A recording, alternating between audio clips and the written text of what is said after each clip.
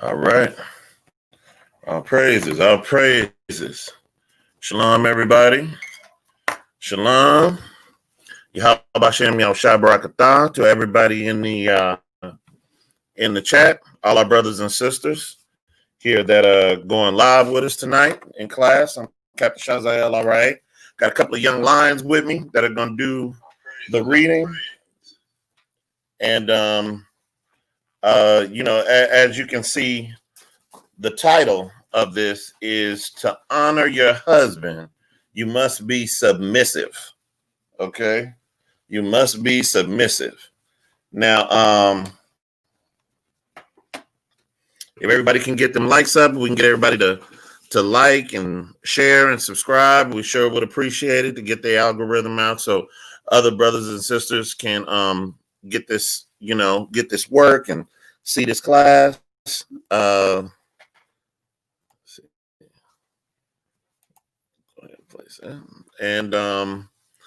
I definitely I highly appreciate it.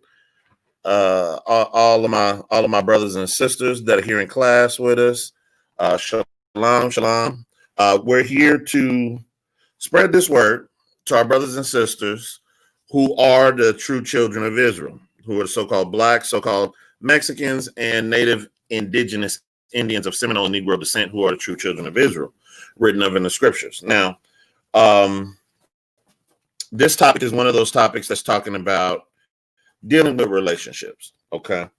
Now, I'm not speaking to women who don't want to be wives. I'm not speaking to you. I'm not speaking to women that want to be single for the rest of their lives. Not talking to you either. Okay.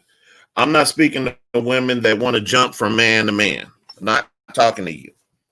All right. I'm only speaking to women who are wanting to be wives and to be wives in righteousness according to the Lord, and who want to be better wives to their husbands. Those are the women I'm speaking to tonight. Okay. See, here at KOY, we do a lot of raising the men up. Okay. With counsel and teaching and classes and things of that nature. But the man can only be truly lifted up if his woman is his helper, if he has the support of his woman. Okay. She's got to have his back. Your woman's got to have your back. Why? Because we have an oppressor that's trying to stop everything that you are doing to have and live a better life. That's just what it is. If you don't have that in your life, you have to understand that there's an oppressor that's trying to keep you and your family from having and doing everything you can to live a better life. All right. Everybody needs to understand that. We go into these topics to make sure that we get a clear-cut understanding on relationships. We're coming in the time of the Feast of Dedications. When you talk about the Feast of Dedications, you talk about rededicating yourself to the Most High. You talk about rededicating yourself to your nation. You talk about rededicating yourself, your life, and your spirit, and your faith and your walk. And one of those things in times of rededication is that time of rededication between the man and the woman, and between brothers and sisters who are wanting to form this union and build a family. Okay. These are things that we got to definitely take a look at and be serious about. Okay. We got to definitely be serious about these things. Shalom, Sister Brown. Facts. Shalom, Sean. Shalom, Stephanie. I want to make sure you all kind of understand where we're coming from with this, because a lot of times when you go online and you see people talk about relationships, there's a lot of unlearned madness that goes on amongst Israel. Okay. And I got Officer Emmanuel kind of helping out, moderating the chat. Yahabashem Yashabrakta. Appreciate you, my brother.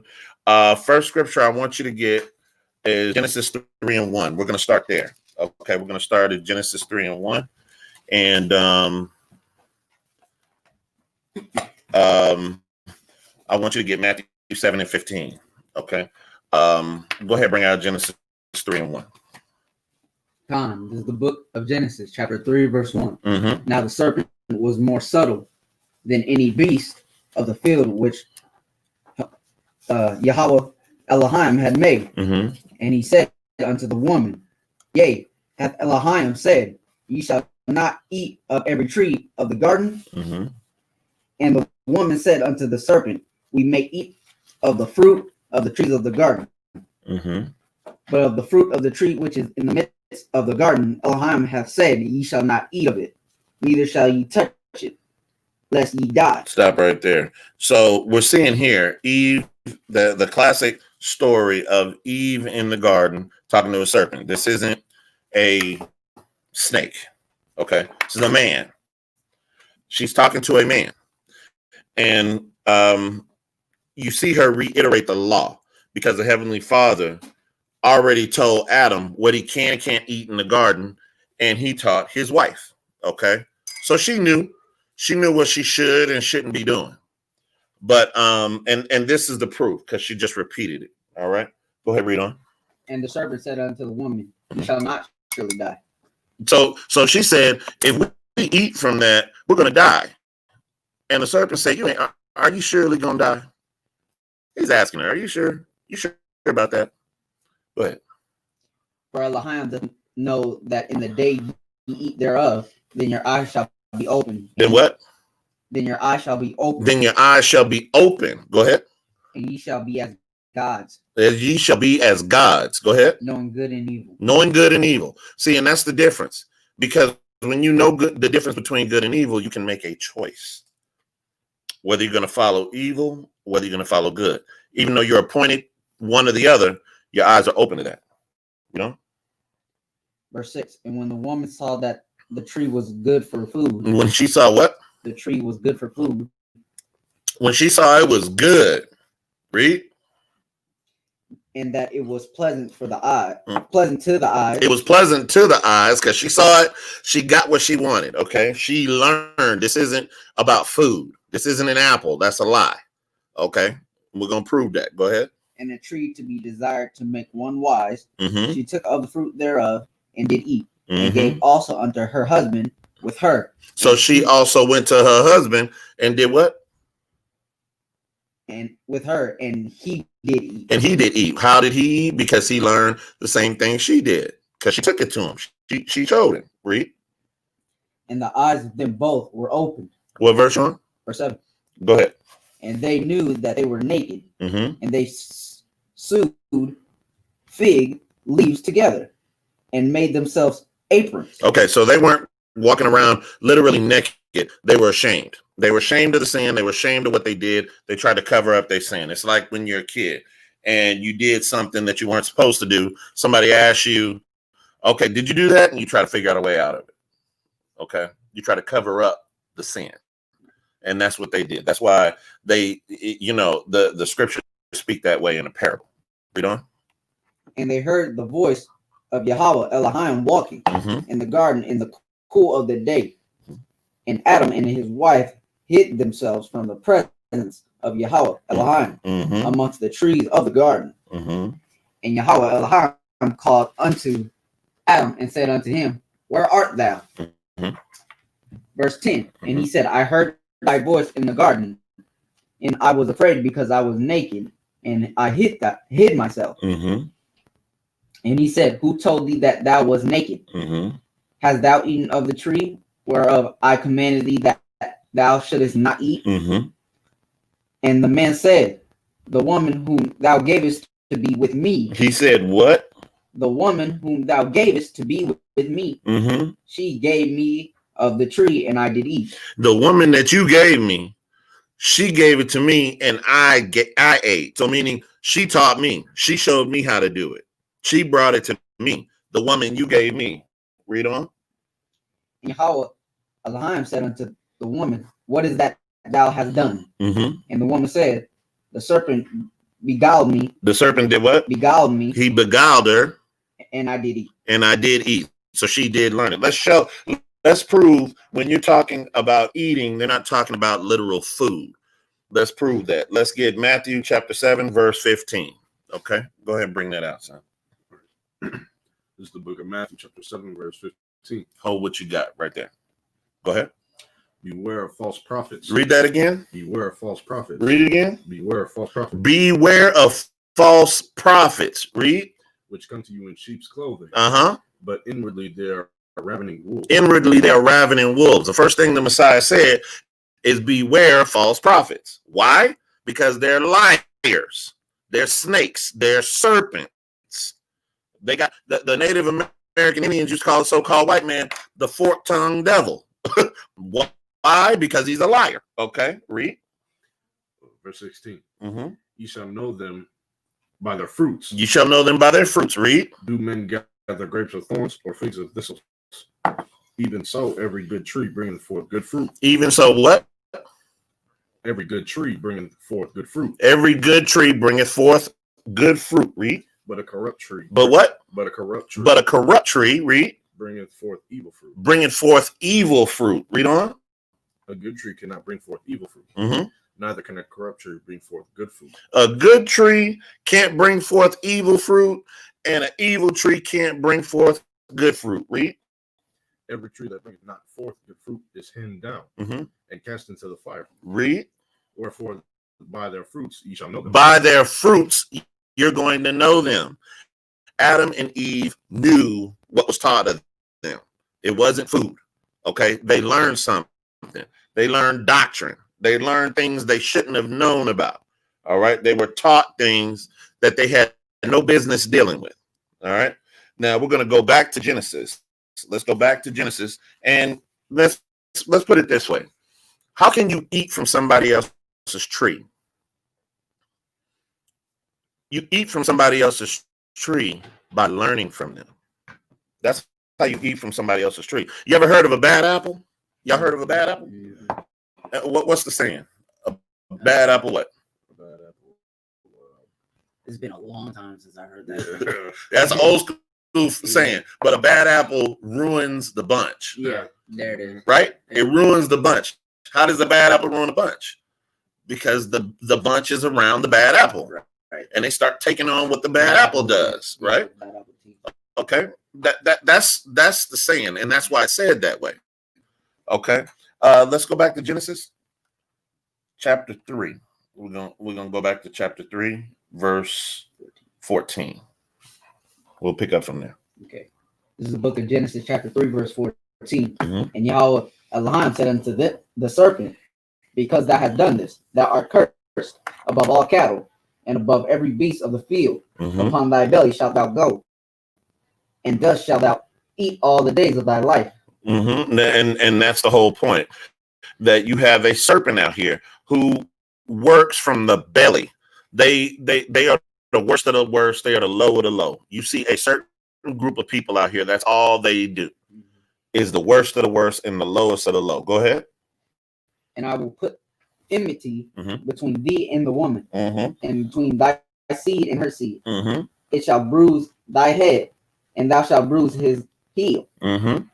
Unto the woman he said, I will greatly multiply thy sorrow and thy conception. Wait, I will what? Greatly multiply thy sorrow and thy conception. If you look that up, greatly multiply thy sorrow in conception, meaning when they have children. If you look that up, Black and Hispanic women die more in America through childbirth than they do in third world countries. Look those stats up. They die more right here in childbirth than they do in third world countries, where they don't even have doctors. Okay, read on. In sorrow thou shalt bring forth children. In sorrow thou shalt bring forth children. Go ahead. And thy desire shall be to thy husband. Thy what? Thy desire shall be to thy husband. Thy desire shall be to thy husband. That's why you have all of these bridezilla shows. That's why you got all of these dress for the dress. I don't know what it's called. You know, I don't know what it's called, but it is wedding shows.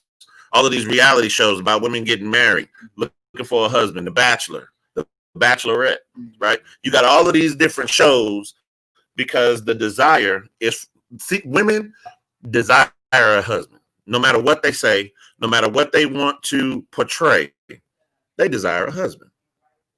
9 times out of 10, women are desiring a husband. And it has to do with this judgment right here. Read that part again. And thy desire shall be to thy husband, and he shall rule over thee. He shall what? Rule over thee. He shall what? Rule over thee. He shall rule over thee. You got a dictionary? The dictionary. Yeah, get an online dictionary. Get the You said the Oxford. yeah, let's get the Oxford. Okay. That word desire. Let's look up that word desire. Your desire shall be to your husband. Okay. See what you got for that, for desire. Let's see what that means. Matter of fact, you know what I'm going to do? Let me see. Oh, you got that. Let me see if I can pull it up in the blue letter. Okay.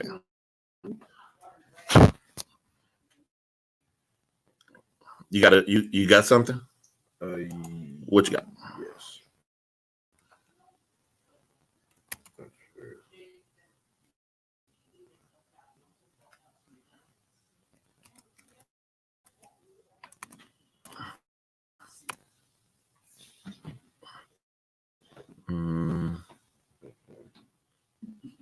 What you got? Okay.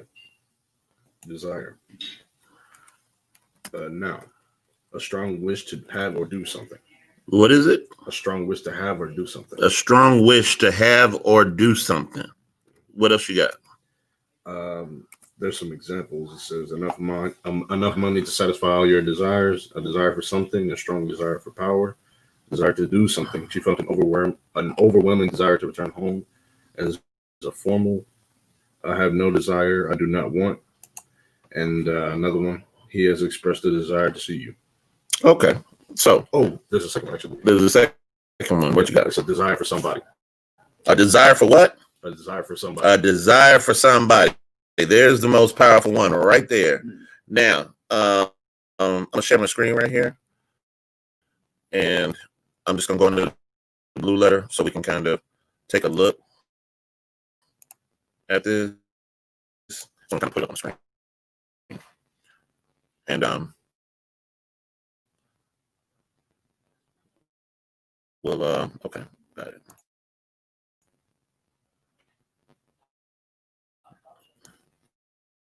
Okay, so we got Genesis chapter 3, and we're going to go into this word, desire.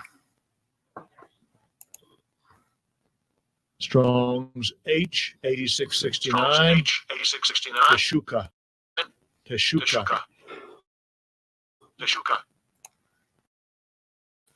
Okay. So let's see what this a strong desire for somebody. Now let's see what we have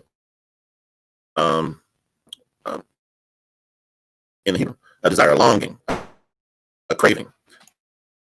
A man for a woman for a man, a beast to devour. Okay, so basically what we're looking at here, Israel, is we're looking at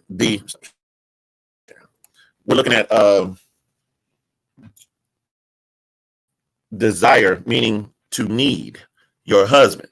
Okay, meaning a need for your husband. Your feelings, when you start to think about the meaning of this and you look these meanings up when it comes to desires, this is about your need for your husband. That's really what it is. Okay, your emotions put you in a position to be fooled. That's what happened to Eve. When you read about what happened with her, it was her senses. It was the things that she was feeling for. Okay, your husband doesn't have those itty bitty emotions about everything that you care about. Okay, because as women, let's face it, y'all care about everything. Y'all can think about 20,000 things at one time, and you got to care about them because they're on your mind. Your husband's not going to think that way. He's not going to care about every single emotion that you care about. He's not going to be fooled into his feelings over everything that you know. Why? Because your husband doesn't care about everything. As men, we don't care about all of those things. Okay, there's certain things that we will care about, true enough. But when it comes down to it, this is why you need him. It's a balance. And this is why the Most High designed you that way. This is why he designed men that way. Okay. Your husband, if he's grounded, he'll make good decisions. Okay. You know, and when you start to talk about ruling over you, according to the scripture, read the end of that, verse 16. Read that. And he shall rule over thee. He shall what? Rule over thee. Your husband's gonna rule over you. Let's look that up. Okay. Look up that definition. Let's go. Let's get that too. Yeah.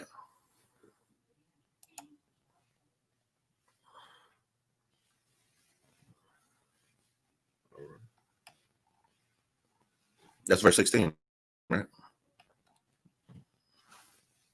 Go ahead. Yeah. What you got? Mm-hmm. Okay, so there's the noun. Mm-hmm. One of a set of explicit or understood regulations or principles. Wait, read that slower. One of a set of explicit or understood regulations or principles governing conduct. Governing what? Governing conduct. Governing conduct. Read. Or procedure within a particular area of activity. See that? Let me share my screen right here. Governing conduct. Okay. Governing conduct. See, people sometimes take some of these words in the scriptures and make them mean something bad. Rule is not someone ruling over you is not necessarily a bad thing all the time. Okay. It's not necessarily a bad thing. Yahweh Shai, who the world really calls Jesus Christ. He's our example in all things. He rules over us, and the Most High rules over him. He's pretty much our example, our big brother. Okay, we are following him, and I wanna get that in the Hebrew, mashal, which is to rule, have dominion, to reign, have dominion, to cause the rule to exercise dominion. Okay. And when you look down at the primitive root, you start to talk about governor, indeed, reign, bear, to cause, have rule, have power. Read that part again. Read that verse one more time. The whole verse 16. Yeah. Read verse 16. Unto woman he said, I wait most like thy sorrow and thy conception. Mm-hmm. In sorrow thou shalt bring forth children, and thy desire shall be to thy husband, and he shall rule over thee. And he shall rule over thee.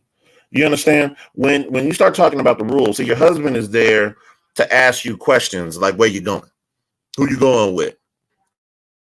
Who are you there for? Who's gonna be around? All right. How you gonna get there? Nah, you can't go around them. Your husband's gonna be there to do that. Why? Because your husband's there to stop you when you're going to have too much fun for yourself. Your husband's there for that. Okay. It's a balance. Okay. Someone having control or rule over you is not necessarily a bad thing. Okay. Because if you're not in control, you're out of control. This is the whole point. Okay. Read verse 17. Verse 17. And unto Adam, he said, because thou hast hearkened unto the Salakia, because thou hast hearkened unto the voice of thy wife. Because what? Thou hast hearkened unto the voice of thy wife. Because you listen to your wife instead of listening to me. Read. And hast eaten of the tree of which I commanded thee, saying. So you listen to her instead of listening to me. Read. Thou shalt not eat of it. Cursed is the ground for thy sake, and sorrow shalt thou eat of it all the days of thy life. So cursed is the ground, what? The ground for thy sake. And sorrow shalt thou eat of it all the days of thy life.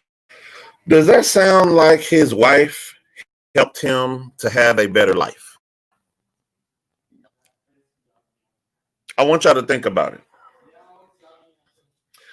But if your husband, if your wife does not help you have a better life, then you got problems. You're having problems. These are problems that he had here from the Most High because he listened to her instead of the Most High. And that was his doing. And this was his judgment. Okay. For what he did. All right. And and you got to figure when in this case, she didn't make his life better because it said that curse is going to be the ground. See, because of the sin, death came into the world. Because of this sin with Adam, death came into the world. We were not created to die until sin came into the world. Okay. And sin is the transgression of the law. He was given the law and he went against it. And he basically listened to her. It made life harder. And she dishonored him by doing that. How did she do that? By not submitting to what he told her. Because he told her what the law was. Because she repeated it. She said it. Okay. But she didn't listen. She didn't do it. He didn't do it. All right. And these are things that we have. The story of Adam and Eve, when you take the Christianity out of it and you look at it for what it is, a man and a wife, the roles of a man and a wife, we can learn a lot from that. We can learn a lot from Adam because y'all got to understand, Adam and Eve didn't have examples of each other. They didn't have the examples that we're reading here today. They probably would have learned something different. They would have made different decisions. Okay. I think we got a not sure. Is that one of the curses? The one it wasn't a curse, sis. It's actually a judgment. It was actually a judgment, not a curse. Okay. It was actually a judgment for transgression of the law. So Eve got her judgment as far as women got their judgment, men got their judgment for not obeying. Okay, so it wasn't a curse. All right. Let's get Ephesians chapter 5, verse 22.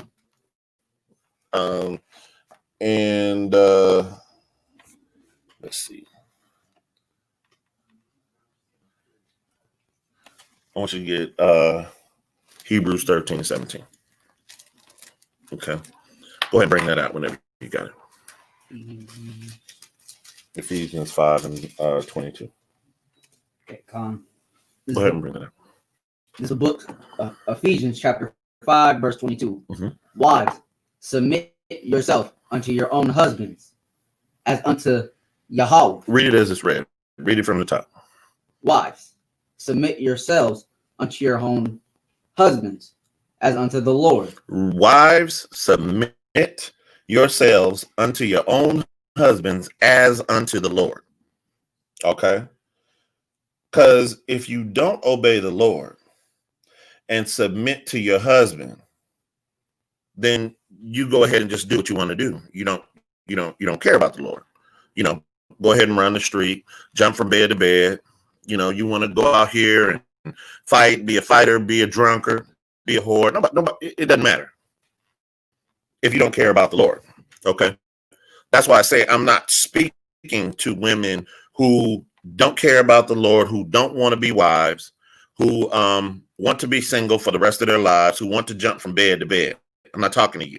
Okay. I'm speaking to women who are wives and want to be better wives for their husbands, and to women who want to be wives and be in righteousness with the Most High, with the Heavenly Father.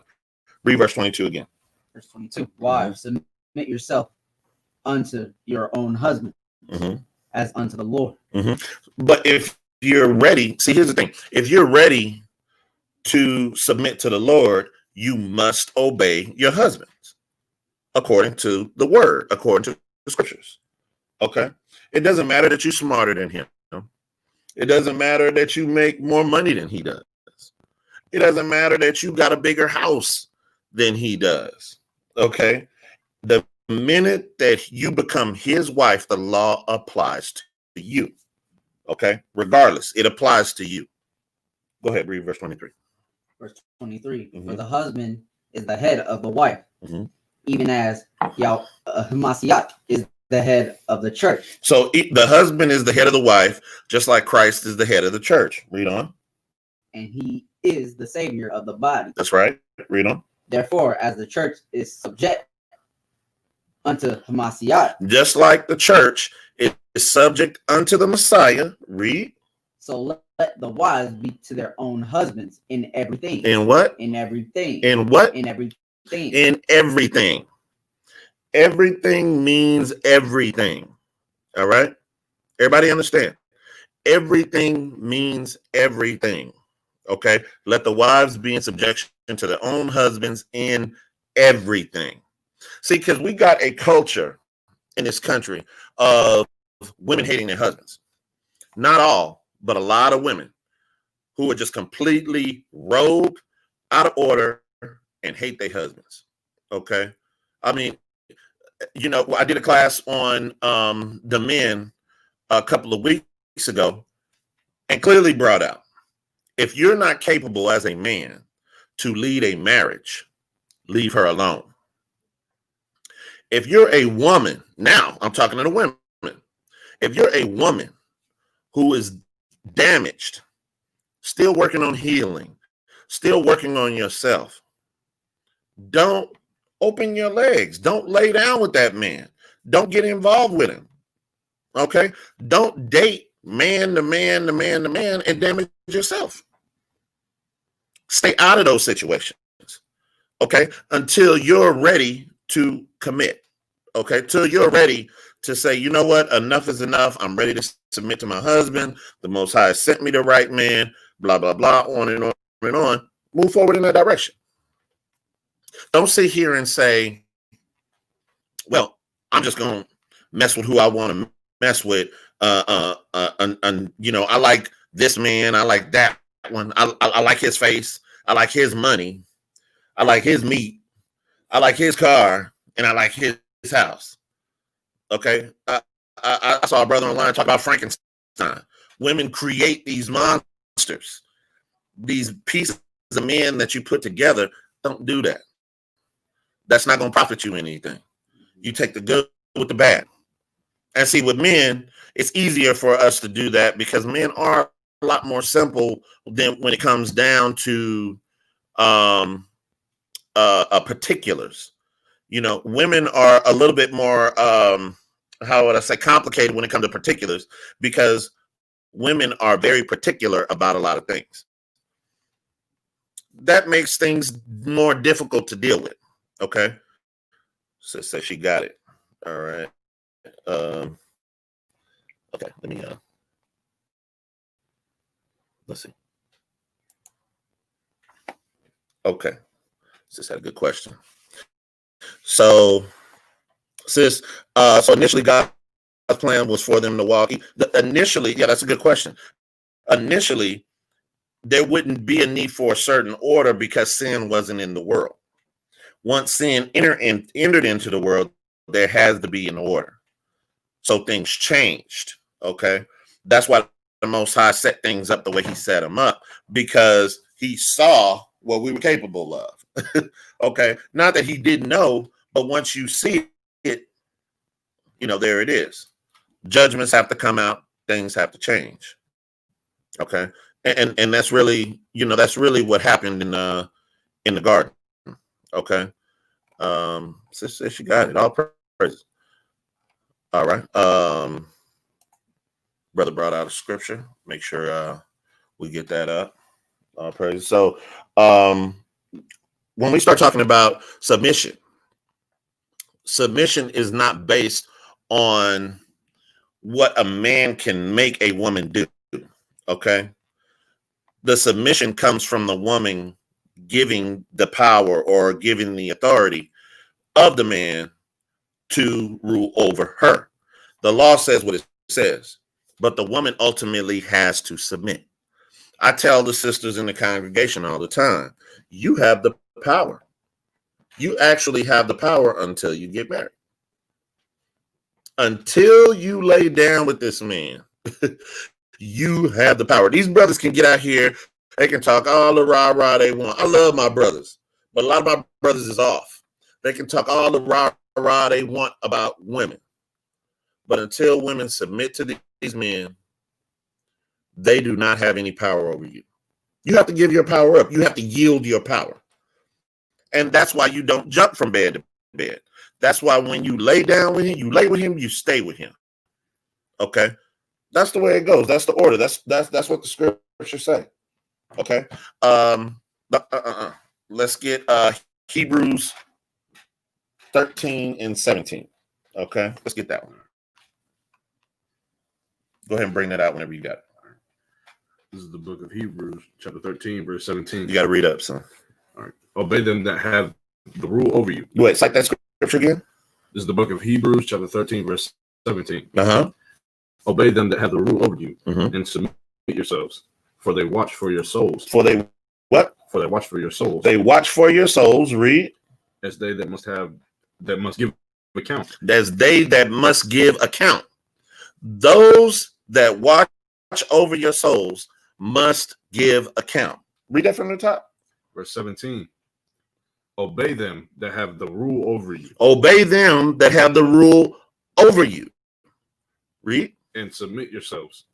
For they watch for your souls. Mm-hmm. As they that must give account. They must give account. Those that watch over the souls must give account. Just because you understand that the law says that your husband has rule over you, he has to give account. His accountability level is different than yours. You understand? There's going to be different questions asked of me than my wife. You understand?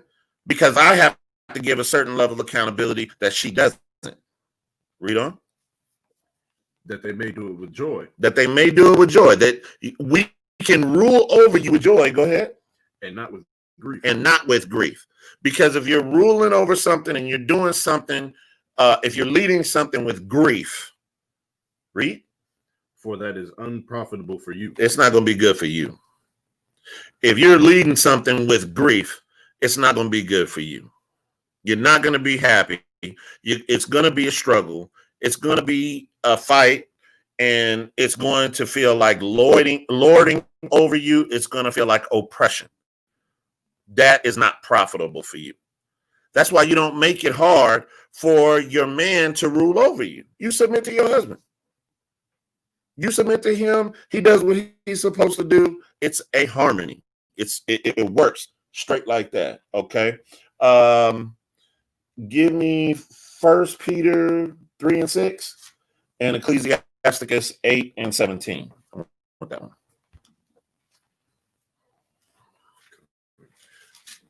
Everybody's in the chat. Shalom, shalom. Yahweh Shem Shabbat. Please like and love the class. Get them thumbs up. Get them thumbs up, family. We sure appreciate it. Go ahead and bring it out, son.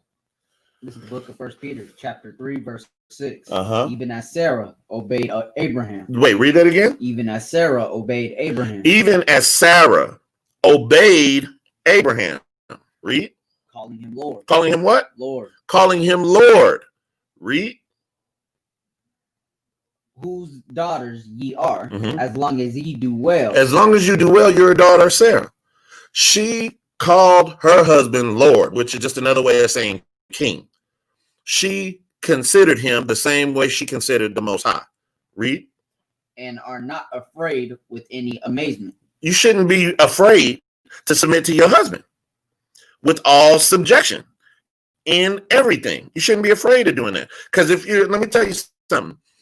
Sisters, if y'all are afraid to submit to that man, you shouldn't be with him. Shouldn't be with him. That's not who you should be with. But if you're not afraid to submit and you're ready to submit with all subjection in righteousness, you do that in everything. In everything. That's the righteous way to do things. That's the order of marriage. Okay? It's about help. It's about the woman helping the man. The man's supposed to lead. The man's the strength. He's supposed to be leading the relationship. We live in a society that tells you that the women are supposed to lead. And that's a lie. Women weren't sent off to war. The men were. For a reason. This is the order that the Most High set up. I didn't set this up. The Most High set it up. And when you start talking about marriage, you got to figure, where do we get the understanding of marriage? Where's the first understanding of marriage? In the Bible. Not from the government, but in the Bible. Okay? Read what you got, son. This is the book of Ecclesiastes, chapter 8, verse 17. Okay, so if this is your first time joining us, let me pull this out real quick. Hold what you got. Young Prince is reading from the Apocrypha, which are the hidden books. Okay. The books that connect the so-called Old Testament with the New Testament. We're reading the book of Ecclesiastes. Site where you at? The book of Ecclesiastes, chapter 8, verse 17. Read. Consult not with a fool, for he cannot keep counsel. Consult not with a fool. You don't need to consult with people that are fools. That are fools. Okay. They can't keep counsel. They can't counsel you with nothing. They can't help you with nothing. You do not counsel with fools. And you know who a fool, you know what a fool is. All right. That's pretty straight and narrow. Okay. Stay in Ecclesiastes. Give me chapter 37, verse 12. Okay. Ecclesiastes 37 and 12.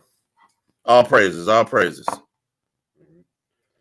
This is the book of Ecclesiastes, chapter 37, verse 12.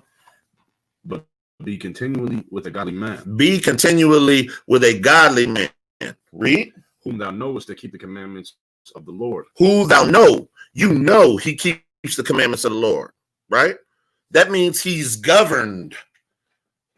He's governed. He's not ruling over himself. See, the ones that don't keep the commandments, they don't have no boundaries. They're lawless.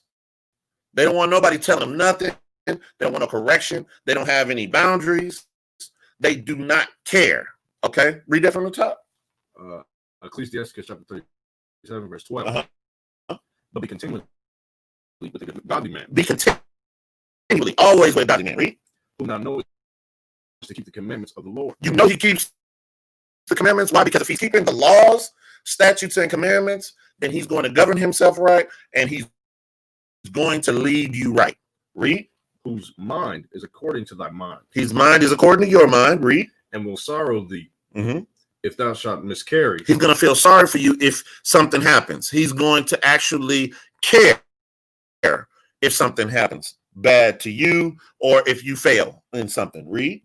And let the counsel of thine own heart stand. Okay, so once you take that counsel, let your decisions in your heart stand. You still got to make that decision, okay, on what you're going to do as a man and a woman, okay?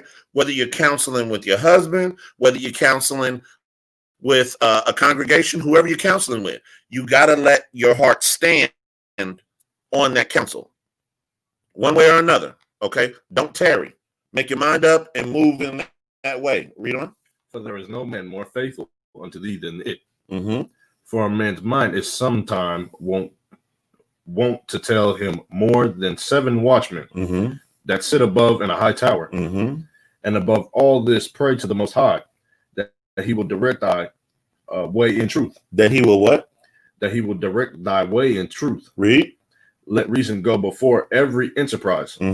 And counsel before every action. And what? And counsel before every action. And counsel before every action. I counsel before every decision that I make. Counsel before every action, men and women. You need to counsel before every action that you make. Okay? If you're a married woman, counsel with your husband. Husbands should counsel with their wives and should have mighty men of the Lord over them, above them, either in rank or elders. In years that they can fellowship with and that they can counsel with, okay, for wisdom's sake. For wisdom's sake, they should have these men in their lives, okay? They should have these men in their lives. And if they don't, you need to seek that out, okay? Let's get, give me Proverbs 15 and 22. And give me Psalms 83 and 2. Hold Psalms 83 and 2. Okay. Because And I'm always going to say this. Never hesitate for counsel. And that's the purpose of honestly being part of a congregation, being part of a body. It's counsel. It's all through the scriptures. Talking to you about counsel. Okay? Read what you got, Prince. This is the book of Proverbs, chapter 15, verse 22. Without counsel. Without what? Without counsel. Purposes are disappointing. Without counsel, purposes are disappointing. Okay? Read. But in the multitude of counselors, they are established. In the multitude of the different counselors, your purposes are established. And I'm not talking about you going to a so-called white woman, so-called white man that's going to sit there and take up all your money and call it counseling. I'm not talking about that. I'm talking about counseling with real men and women of the Lord who actually, if you're part of our congregation, you come to us for counsel, it costs you nothing but time. Okay? That's part of our service to the Most High. That's the way it should be. And our counsel is based on laws, statutes, and commandments and hearing the whole matter. So you can consider all things. Okay? That's why that's why without counsel, your purposes are disappointed. Okay? Jump over to Proverbs 11 and 14. Because this is why. This is the book of Proverbs, chapter 11, verse 14. Where no counsel is, the people fall. Read it again. Where no counsel is, the people fall. Where no counsel is, the people fall. Read. But in the multitude of counselors, there is safety. Read that from the top. Pay attention, Israel. Read that from the top. Where no counsel is, the people fall. No, cite the scripture. Proverbs chapter 11, verse 14. Where no counsel is, the people fall. Where no counsel is, the people fall. Read. But in the multitude of counselors, there is safety. It's all through the scriptures. It's all through the scriptures. And the daughters of Zion got to come back to their first estate, which is being the helpmeets of the men of Israel. You got to come back to that. Okay? Listen, if our oppressors are taking crafty counsel, having meetings in boardrooms across the globe to oppress us, then we damn sure need to take counsel to defeat those wicked ways of the heathen. All right. This is how we rededicate ourselves, because I want the scripture. This is what the scriptures call us to do, is to rededicate ourselves, is to come back into counsel. Okay. Bring out what you got, Prince. What you got? This is the book of Psalms, chapter 83, verse 2. Okay. See, so when we start talking about the oppressor having taken counsel with each other, this is all through the scriptures. Now, you all know that. This is just on a worldly basis. You all can understand that. You all know that all these other nations have a seat at the table and at the UN. Our people don't have a seat at the table in the UN, but they all get to make decisions on what they're going to do. But we're the children of Israel, and we don't have one seat. Why? Because it's about oppressing you and keeping you from living the best part of your life that you're trying to live. So you have to have counsel to defeat that. Okay. Especially if you're in a marriage, or especially if you're getting ready to grow into one. Okay. Let's prove it. Go ahead. Read that, Prince. All right. This is the book of Psalms, chapter 83, verse 2. For lo, thine enemies make a tumult, and they that hate thee have lifted up the head. They have taken crafty counsel against thy people. They have taken crafty counsel against the people of the Lord. Read.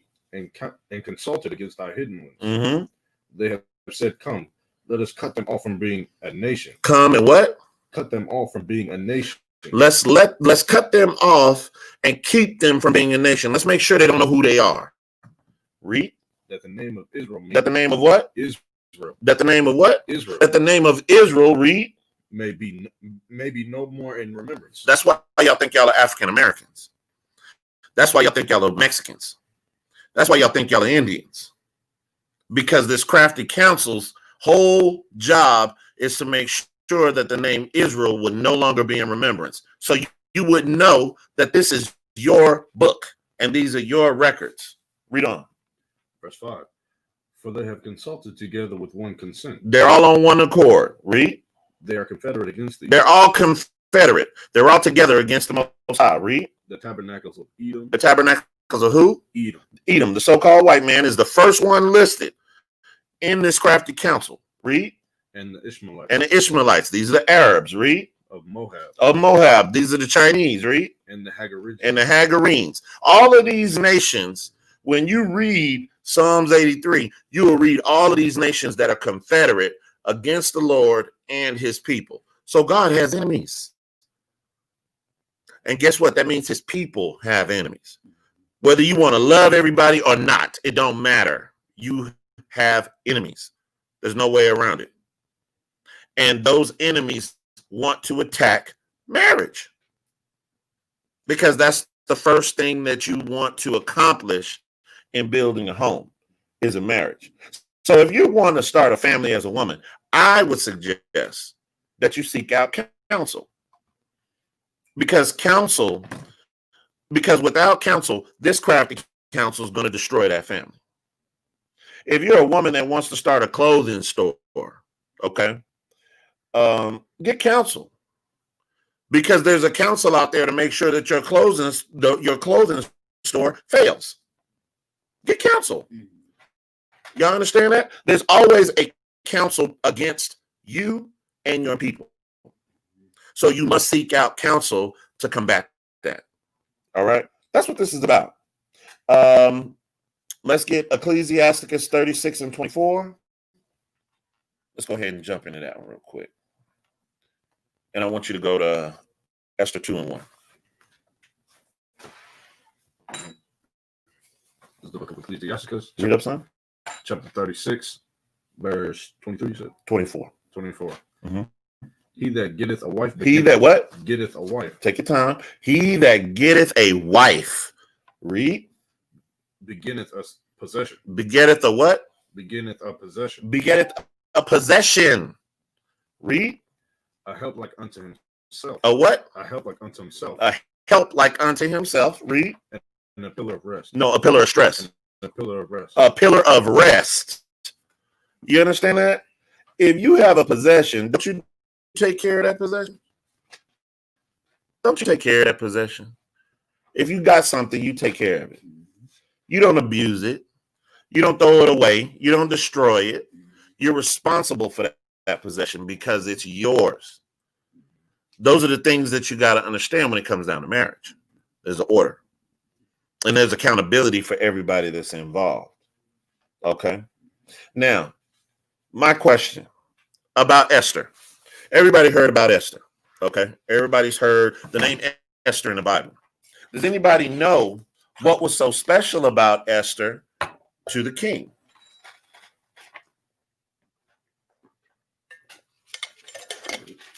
If you don't know, you're going to learn. Because Esther has a very unique story in the Bible. This king, or this heathen king, that has, that was ruling at the time. He was in a certain situation in his kingdom that is very, very pertinent to this lesson. Okay, you find it? Esther, what? Chapter 1. Chapter 1. Right. Okay, No, Esther 2 and 1. Okay, 2 and 1. Mm-hmm. This is the book of Esther, chapter 2, verse 1. Mm-hmm. After these things. No, Salakia. Start at verse 1. Chapter 1, verse 1. We're going to start at chapter 1, verse 1. Chapter 1, verse 1. Mm-hmm. Now it came to pass in the days of Ahasuerus. Ahasuerus.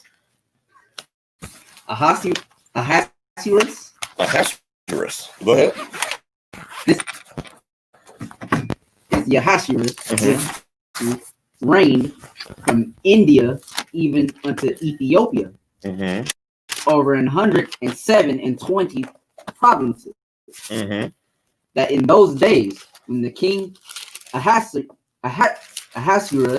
sat on the throne of his kingdom, which was in Shushan, the palace, in the 3rd year of his reign, he made a feast unto all his princes and his servants, the power of Persia and Media, the nobles and princes of the provinces, being before him. Jump to verse 10. Verse 10. On the 7th day, when the heart of the king was merry with wine. When his heart was merry with wine, right? He was happy. He was turned up. Go ahead. He commanded Mahuman, Bistah, Go ahead. Harbonah, Bigtha, and Habakta, Zatar, and Carcass, the 7 chamberlains that served in the presence of Ahasuerus, the king. Give him a hand. Give him a hand. Give him a hand.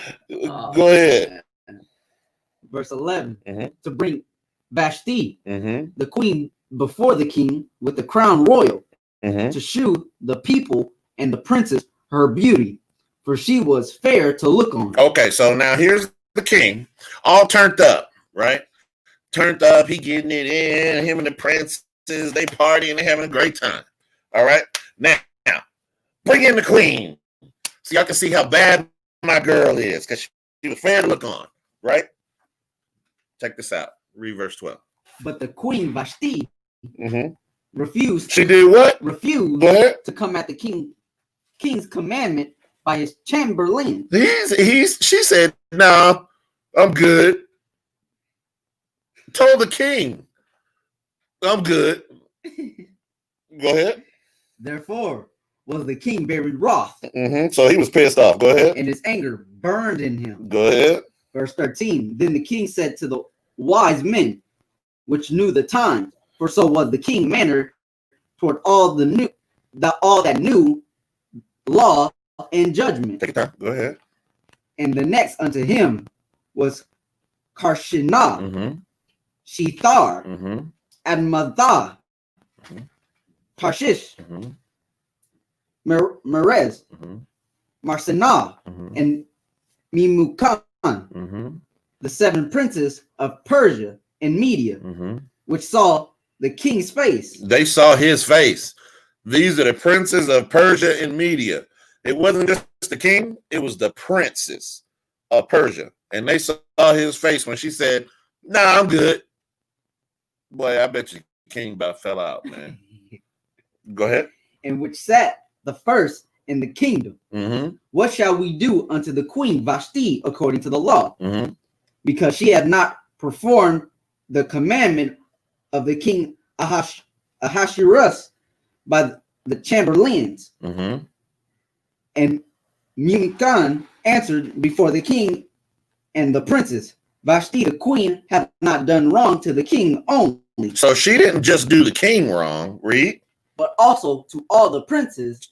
She did the princes wrong too by not showing up. Because when you're called by the king, you obey.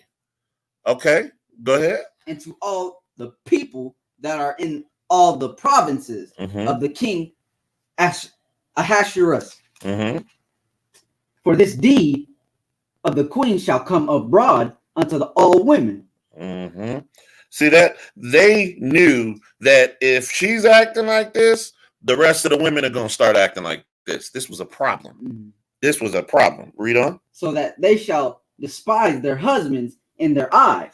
What verse, Sean? Verse 17. Okay, read that from the top again, verse 17. Verse 17 from the top. For this deed of the queen shall come abroad unto all women. So that they shall despise their husbands in their eyes. When it shall be reported, the king Ahasuerus commanded Vashti the queen to be brought in before him, but she came not. She's going to be causing all the women to start hating their husbands. Everybody see that? Read on. Likewise shall the ladies of Persia and Media say this day unto all the king's princes, which have heard of the deed of the queen. Thus shall there arise too much contempt and wrath, if it please the king let there go a royal commandment from him, and let it be written among the laws of the Persians and the Medes, that it be not altered, that Vashti come no more before King Ahasuerus, and let the king give her royal estate unto another that is better than she. Unto what? Another that is better than she. He said, you know what? We're just going to make a law. We're going to give what's supposed to be hers to another woman that's better than her. That's better than her. Read.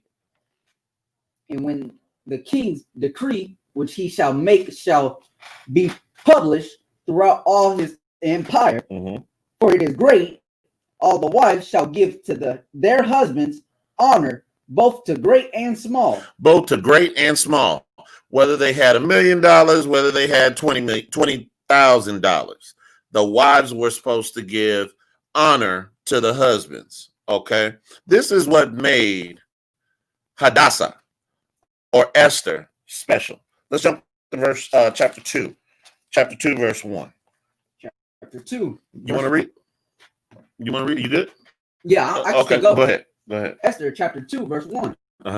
After these things, when the wrath of the king Ahasuerus was appeased, he remembered Vashti and what she had done, and what was decreed against her. So he remembered after all of these things, the king remembered what his wife Vashti had done.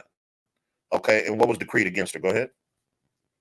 Verse 2. Then said the king's servants that ministered unto him, let there be fair young virgins sought for the king. Let's go get some more women for the king. Okay, because this one ain't working out. Go ahead. Verse 3. And let the king appoint officers in all the provinces of his kingdom, that they may gather together all the fair young virgins unto Shushan, the palace, to the house of the women, unto the custody of Haggai, the king's chamberlain, keeper of the women, and let their things for purification be given them. Verse 4. And let the maiden which pleaseth the king be quiet instead of Vashti. Be queen. Oh, Salakia. Start from the top, verse 4. Verse 4. And let the maiden which pleaseth the king be queen instead of Vashti. So the maiden, the young maiden, if you notice, now it's maiden. The maiden, which is the unmarried woman, which pleases the king, be queen instead of Vashti. They're going to replace her. They're going to replace her. Okay, go ahead. And the thing pleased the king. He approved of that. Go ahead. And he did so. And so he did it. Read on. Verse 5. Now in Shushan, the palace, there was a certain Jew. There was what? A certain Jew. Read. Whose name was Mordecai, the son of Jair, the son of Shimei, the son of Kish, a Benjamite. A Benjamite. Read on. Who had been carried away from Jerusalem with the captivity which had been carried away with Jeconiah, king of Judah, whom Nebuchadnezzar, the king of Babylon, had carried away. Read on.